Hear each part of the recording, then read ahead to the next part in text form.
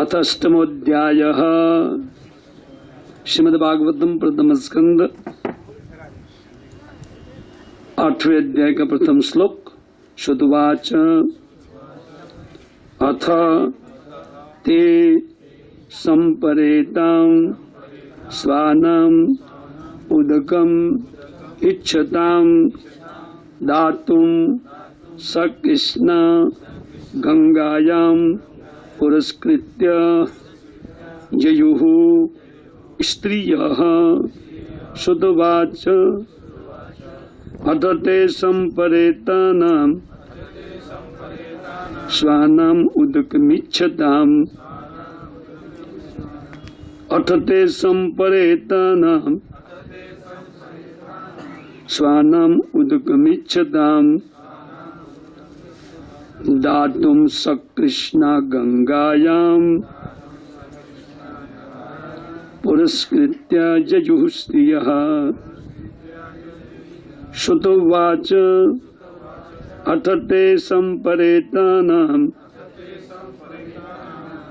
स्वानाम् उदकमिच्छताम् दातुं सकृष्णा गंगायां पुरस्कृत्य ययुः स्त्रियः। शुद्धवाच कोई बोलेगा इस पर से? हाँ बोलो। शुद्धवाच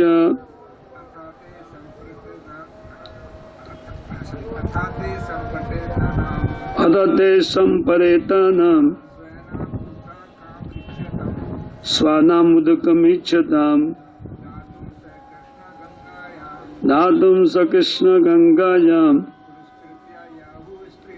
पुरस्कृत्य ययुः स्त्रियः। और शुद्धवाच अथ ते संपरेतानां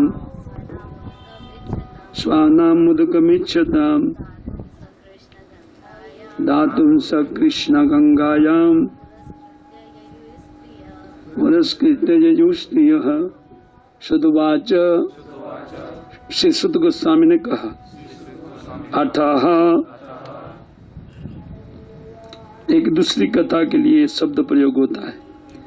ते वे संपरेतानां, जो लोग चले गए थे, इस जगत से विदाई लिए थे, स्वानाम, उन अपने पितर के लिए, उदकम, पानी की, इच्छताम, इच्छा रखने वाले को, ठीक जा रहा है, दातुम, देने के लिए, सकृष्ण, द्रौपदी को साथ लेकर, गंगायाम, गंगा के तट पर गए, पुरस्कृत्य, आगे करके, ययुः, गए, स्त्रियः, स्त्रियों को। श्री शुद्ध गोस्वामी पाद ने कहा कि इसलिए अथ शब्द है कि ये लोग अपने अपने संबंधियों के जो इस युद्ध में मारे गए थे, तो उनके लिए उनकी सांपरिक क्रिया संपन्न करने के लिए, अर्थात मृत्यु के बाद जो क्रिया होती है, उन जलदान इत्यादि, उनकी इच्छा, पितर लोग जो मर गए हैं वो लोग इच्छा करते हैं, तो वो इच्छा करने वालों को देने के लिए कृष्णा के साथ अर्थात द्रौपदी को साथ लेकर स्त्रियों को आगे करके सब लोग गंगा तट पर गए। अमज्ञानतिमिरन्धस्य ज्ञानाञ्जन शलाकया चक्षुरुन्मीलितं येन तस्मै श्रीगुरुवे नमः। श्रीचैतन्यमनोभीष्टं स्थापितं येन भूतले स्वयं रूपकदा मह्यं ददाति स्वपदान्तिकं। वन्देऽहं श्रीगुरौ श्रीयुतपदकमलं श्रीगुरून् वैष्णवांश्च श्रीरूपं साग्रजातं सहगण रघुनाथन्वितं तं सजीवं साद्वैतं सावधूतं परिजन सहितं कृष्ण चैतन्य देवं श्री राधा कृष्ण पादान सहगण ललिता विशाखन्वितंश्च मुखं करोति वाचालं पंगुं लंघयते गिरिं यत्कृपातमहं वन्दे परमानंद माधवं जयितं सुरतोपंगौर मम मंदमतेर्गति मत्सर्वस्व पदाम्भोजो श्रीराधा मदन मोहन वाञ्छाकल्पतरुभ्यश्च कृपा सिन्धुभ्यैव च पतितानां पावनेभ्यो वैष्णवेभ्यो नमो नमः। श्री कृष्ण चैतन्य प्रभु नित्यानंद श्री अद्वैत गदाधर शिवासादि श्री गौर भक्तवृंद। हरे कृष्ण कृष्ण कृष्ण हरे हरे हरे राम राम राम हरे हरे हरे कृष्ण। तो श्री सुध गोस्वामी पाद अथ शब्द प्रयोग से उनके बाद वाली कथा का प्रारंभ कर रहे। हम लोग सुन रहे थे कि किस प्रकार अर्जुन के द्वारा अश्वत्थामा को कसीट करके शिविर में ले जाया गया और द्रौपदी ने उनको छुड़ाया। अर्थात उन्होंने अपने पति को कहा कि आपके लिए ठीक नहीं है, क्योंकि आपके गुरुपुत्र है, उनको मारना ठीक नहीं, और ये ब्राह्मण भी है, अतः ब्राह्मण कुल का अपराध से हमारा सारा कुल नष्ट हो सकता है इत्यादि वचनों से उन द्रौपदी के वचनों को सुन करके अर्जुन जी उन भगवान की इच्छा अनुसार करने के लिए वो तैयार हो गए। उन्होंने उन मृत्यु जो द्रौपदी के पुत्रों को मारने वाला और निंदित कार्य करने वाले अश्वत्थामा का उन बाल के सहित उनकी मणि निकाल लिया और उसको शिविर से निकाल दिया, उनका धन मणि को छीन लिया। उसका अर्थ ब्राह्मण को कहीं से उनका धन लेकर के मुंडन करके निकाल दिया जाए तो यही ब्राह्मण के लिए मृत्यु है। तो इस प्रकार भगवान को, भीम को, द्रौपदी को, इन सबको अर्जुन जी ने संतुष्ट किया। और जब उनको तो निकाल दिया, वो तो अभी चला जाएगा क्योंकि इतना अपमान के बाद कौन वहां रहेगा, लेकिन द्रोणपुत्र अपमान फील किए थे जबरदस्त। उनकी गलती थी, लेकिन इसलिए उनको ब्राह्मणा अधम बोलते हैं। जो अपनी गलती को नहीं समझ सकते हैं, परिस्थिति को नहीं समझ सकते हैं और जिनकी बुद्धि ठीक से निर्णय नहीं ले सकती है, उनको ब्रह्म बंधु बोलते हैं, ब्राह्मण नहीं बोलते हैं। तो अश्वत्थामा ने अपमान फील किया, तो उन अपमानित होकर के वो कहीं चला गया। और इधर कहते वपनम द्रविणा दानम स्थानम नहीं पुत्र शोकातुरा सर्वे पांडवा सह कृष्णिया। तो कृष्णा के साथ द्रौपदी के साथ समस्त पांडवगण कहते हैं उन पुत्र शोक के कारण जो लोग आतुर हो रहे थे, तो वो उन मृतानम यत्कृत्यम उन कटोतक क्रिया के लिए तो वे लोग उनके निधन इत्यादि कर्म में लग गए। अर्थ सत गोसाई पाद एक और कथा को उठा रहे। ये कथा इस अध्याय में दिया गया है। क्या कथा दिया गया है? इसमें 3 वस्तु का चर्चा किया गया। एक अश्वत्थामा से के उन ब्रह्मास्त्र के द्वारा पांडव और परीक्षित महाराज उत्तरा के गर्भ में जो थे, तो उनका भगवान श्री कृष्ण ने तो उनका रक्षण किया। और दूसरा चीज, उन रक्षण को देख करके कुंती महारानी ने अपने भतीजे का स्तुति किया।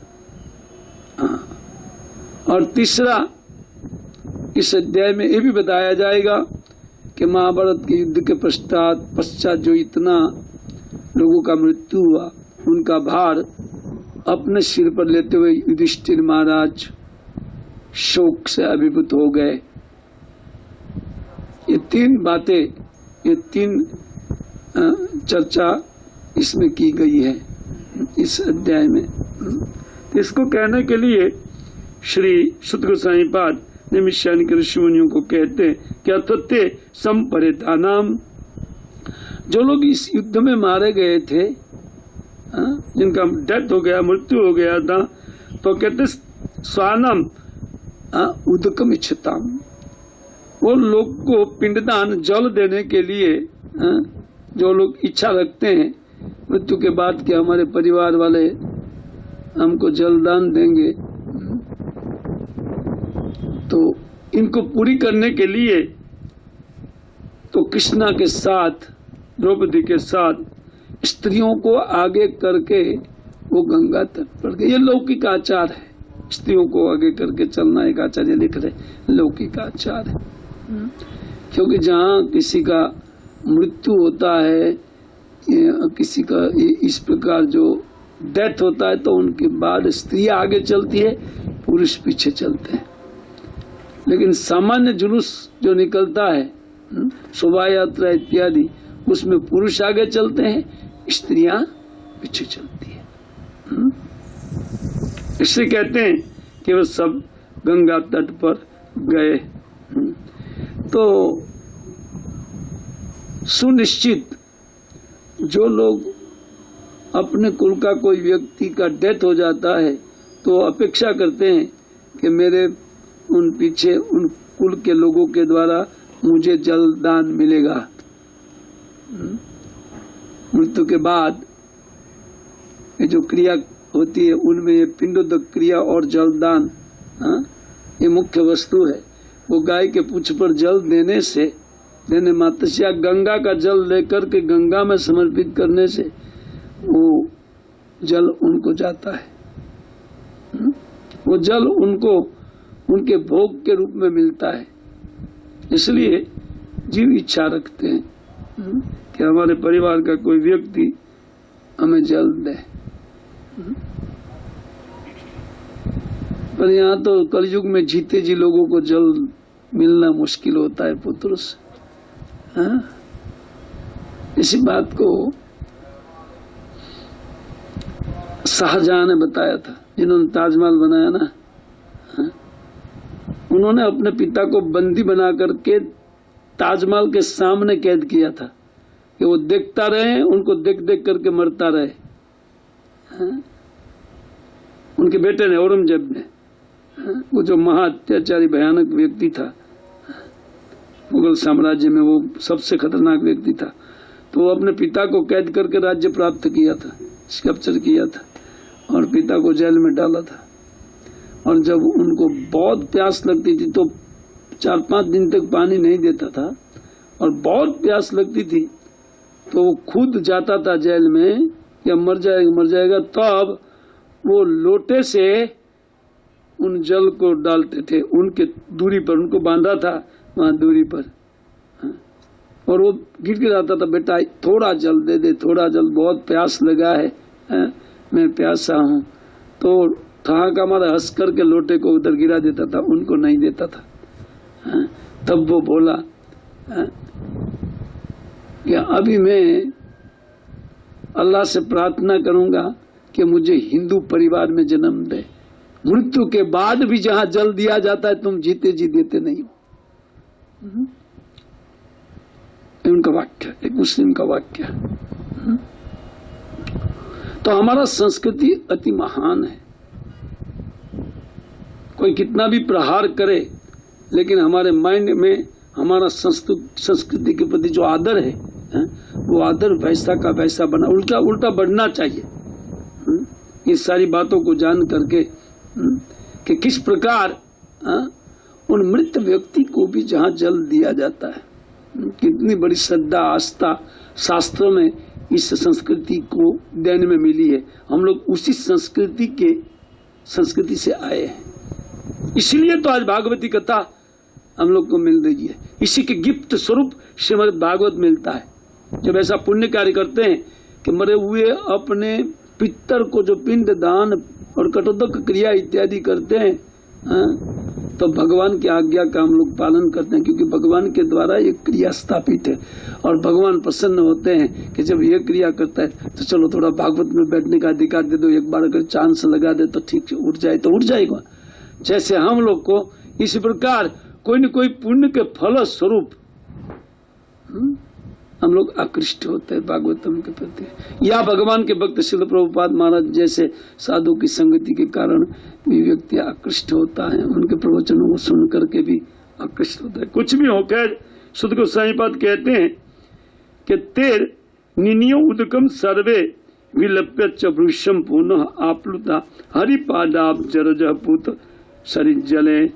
दूसरे श्लोक में वो कहते हैं कि इस प्रकार उन्होंने जलदान किया, निनियो उदकम सर्वे, वो अपने उन पितरों को वो जल दिया, अर्पण किया, स्नान क्रिया करके जल अर्पण किया, और सर्वे विलप्य च भृशम पुनः, और फिर सब लोग दारुण विलाप करने लगे। उनके गुणों को गा करके रोना, इसको विलाप बोलते हैं, विलापनम बोलते हैं, कहते हैं विलाप्य। तो भृशम का अर्थ दारुण। पुनः पुनः सब लोग उनके गुणों को याद करते हुए, अपने अपने जो संबंधी थे उनके गुणों को याद करते हुए वो सब रोए। और वस्तुतः उन पितृ चाहते हैं कि हमारे लिए हमारा परिवार रोए, क्योंकि ये भी आ सकते हैं ना,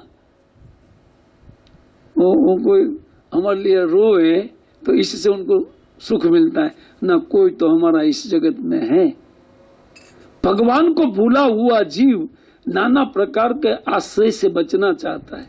देखिए, अपने स्वामी को भूल करके अनेक अनेक प्रकार का आश्रय, कोई परिवार का आश्रय करता है, कोई किसका आश्रय करता है, किसी को बैंक बैलेंस का आश्रय होता है, लेकिन वो अनाश्रित है। वस्तुतः सर्वाश्रय भगवान है। जब तक जीव भगवान की शरण में नहीं जाएगा और भगवान के लिए नहीं रोएगा, तब तक वो ये सब भौतिक इच्छाएं उनके हृदय से जाएगी नहीं, मरने के बाद भी वो जाएगी नहीं। इसीलिए वो लोग यहाँ लिखा कि स्वानम उदकम इच्छताम, आगे के श्लोक में, कि वो लोग पानी चाहने वाले लोग थे, तो उनके लिए वो रोना चालू किया। वो चाहते आप्लुता हरिपादाब जरज, और फिर दोबारा उन्होंने उन सरित में जो भगवान के पाद रज से रंजित वो गंगाजल है, उन गंगा में पुनः एक बार स्नान किए। तत्राश्रम कुरुपति धृतराष्ट्रम सह अनुजम, और वहीं पर कुरुपति अभी युधिष्ठिर महाराज भगवान के द्वारा स्थापित हुए हैं। तो युधिष्ठिर महाराज और सह अनुजम अपने भाई भीम के साथ और धृतराष्ट्र इत्यादि के साथ वहां पर बैठे हुए थे। गांधारी पुत्र शोकार्तम पृथम कृष्णम च माधव, और कहते हैं वो अपने अपने संबंधियों के लिए सब लोग शोक कर रहे थे। जैसे गांधारी, उनका स्वपुत्र मारा गया था, धृतराष्ट्र शोक कर रहा था, गांधारी शोक कर रही थी। और कौन बोले पृथम च, कृष्णा जिनका 5 पुत्र मार गए थे, द्रौपदी, और पृथा माने कुंती जिनका 1 पुत्र मारा गया था, कर्ण। तो वो अपने अपने उन संबंधियों के लिए शोक कर रहे थे, उनका शोक अत्यंत बढ़ रहा था। तो माधव श्री भगवान ने शांतियतम आश मुनि भीर अर्हत बंधु सुचा अर्पितान, जो अपने बंधुओं के लिए शोक करने वाले ये लोग थे, तो धौम्य इत्यादि मुनि के साथ श्री कृष्ण ने उनको उपदेश किया। क्योंकि जब किसी के हृदय में कुछ शोक बढ़ा हुआ है, उन शोक की शांति के लिए साधुगण उनको उपदेश करते हैं। और खास करके जो उपदेश चीला चालू है, कहते भूतेषु कालस्य गतिम दर्शयन प्रतिक्रिया अदर्श्यम प्रतिक्रिया, कहते हैं कि संसार में जीवों के लिए जो ये भगवान काल है, उनकी कोई प्रतिक्रिया नहीं है। आज हम लोग रो रहे हैं, कल हमको भी जाना है, इस जगत में कौन बचा है, इसलिए शोक करना ठीक नहीं है। जैसे लौकिक और इस शास्त्र की भी बातें हैं। तो इस प्रकार उन सबको सांत्वना दिया भगवान ने। वस्तुतः हमारा ये शोक मोह के कारण, अज्ञान के कारण उठता है। यहाँ कौन किसका संबंधी, जीते जी भी कोई किसका संबंधी नहीं है। ये तो जीवात्मा का मोह अज्ञान के कारण कि मेरा इनके साथ दैवी के संबंध है, देह के संबंध माया का संबंध है, झूठा संबंध है। झूठी माया झूठी काया, झूठो कुटुंब परिवार। हाँ, ये सब जो जमेला जीव के साथ लगा हुआ है वस्तु तो मोह के कारण है और एकदम झूठा स्वप्न के समान है, पानी के बुलबुले के समान। वो टूटने वाला है या फूटने वाला है। हाँ? जैसे बुलबुले उठते हैं उसी प्रकार हमारा शरीर उठा है प्रकृति से बुलबुले के समान। वो बुलबुला उठा है तो फूटने के लिए उठा है। इस प्रकार ये शरीर जो उठा है वो तो ले जाने के लिए या ले लेने के लिए दिया गया है। पर खास करके जब मनुष्य शरीर जीवात्मा के पास आता है, इन सब का विचार तभी होता है जब वो शोक से दग्ध होता है, तब उनको ज्ञान दिया जाए। झूठी काया झूठी माया, ये काया अर्थात जिनका हम गर्व करते हैं, जो हम घमंड करते हैं कि मैं यह कर दूंगा वह कर दूंगा, यह वह, ये झूठा अहंकार है काया का। और झूठी माया ममता, ये शरीर के देह के संबंधी मेरे,